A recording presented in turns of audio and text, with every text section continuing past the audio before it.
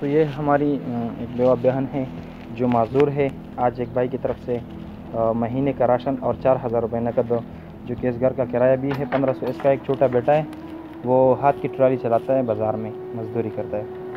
तो अल्लाह इस भाई को जज़ाए खैर अता फ़रमाए। पाकिस्तान पाइंदाबाद।